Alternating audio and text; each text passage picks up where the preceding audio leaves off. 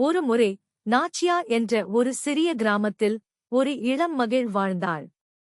அவளது உறவினர் மற்றும் நண்பர்கள் எல்லோருக்கும் நாச்சியிடம் ஒரு அற்புதமான திறமை இருந்தது. அவள் மிகவும் நல்ல கதை கூறுபவள். கிராமத்து மக்கள் மாலையில் வந்தால் நாச்சியின் கதை கேட்க செம்ப்ரே பேய். அவள் கூறும் கதைகள் அனைத்தும் மந்திரமயமாக இருந்தன. ஒருநாள் நாச்சிக்கு ஒரு சிறிய கதை எழுத வேண்டும் என்று உணவு தேடியபோது அவளுக்கு ஒரு அற்புதமான யோசனை வந்துவிட்டது.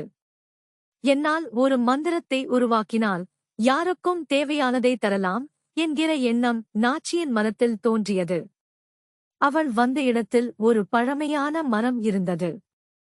அந்த மரத்தின் கீழ் ஒரு மந்திரத்துக்கான அற்புதமான சக்தி ஒளிந்து இருந்தது. நாச்சி அந்த மரத்தை நோக்கி சென்றாள். மரமா, என்னால் ஒரு மந்திரத்தை உருவாக்க முடியுமா என்றாள். மரம் பதிலளித்தது, ஆமாம், என் சக்தி உன்னை வழிகாட்டும். ஆனால் நீங்கள் இதற்கு பெரிய பொறுப்பை சந்திக்க வேண்டும். நாச்சி அங்கோர் செய்து கையை உயர்த்தி மந்திரத்தை உருவாக்கத் தொடங்கினாள்.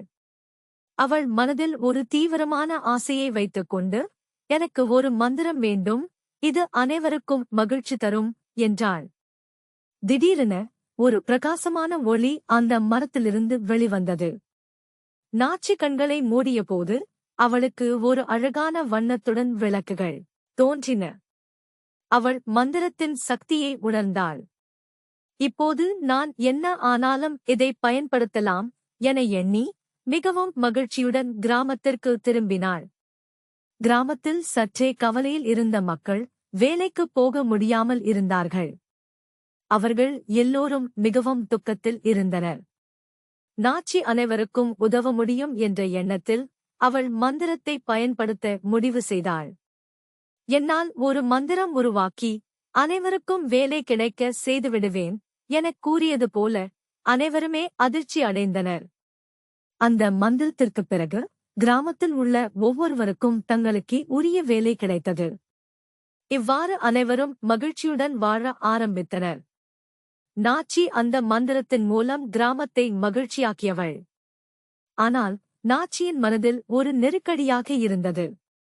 இது என்னுடைய சக்தியா அல்லது அந்த மரத்தின் சக்தியா எனக் கேள்விகள் எழுந்தன. அவர் மரத்திற்கு மீண்டும் சென்றார். நான் ஊந்தில்லை, நானே இதனை செய்து இருக்கிறேன் என்கிற எண்ணம் அவளது மனதில் வந்தது. மரம் நாச்சியின் மனதின் உணர்வுகளை புரிந்தது. நீங்கள் மந்திரத்தை உருவாக்கியுள்ளீர்கள், ஆனால் அது உங்கள் உள்ளமை மற்றும் நல்ல எண்ணங்களால் மட்டுமே செயல்படலாம். நீங்கள் எல்லோருக்கும் மகிழ்ச்சி தராது எனில் நீங்கள் மந்திரத்தை தவறாக பயன்படுத்துகிறீர்கள் என்றது. நாச்சி அதை கேட்டவுடன் உணர்ந்தாள். அவள்தான் மற்றவர்களை மகிழ்ச்சியாக்காமல் இருக்க முடியாது. நான் எல்லோருக்கும் உதவ வேண்டும் என்று உறுதியாக நினைத்தாள். இருப்பதற்கான மனதில் நாச்சி தன் திறமையை தொடர்ந்து வளர்க்க முடிவு செய்தாள். மேலும் அந்த மந்திரம் மூலம் மக்கள் வாழ்வில் மகிழ்ச்சி பரப்புவதற்கு மாறிவிட்டாள். இப்படி நாச்சி தனது திறமையை சரியான முறையில் பயன்படுத்தி கிராமத்தின் மக்களின் வாழ்க்கையை மாற்றியாள்.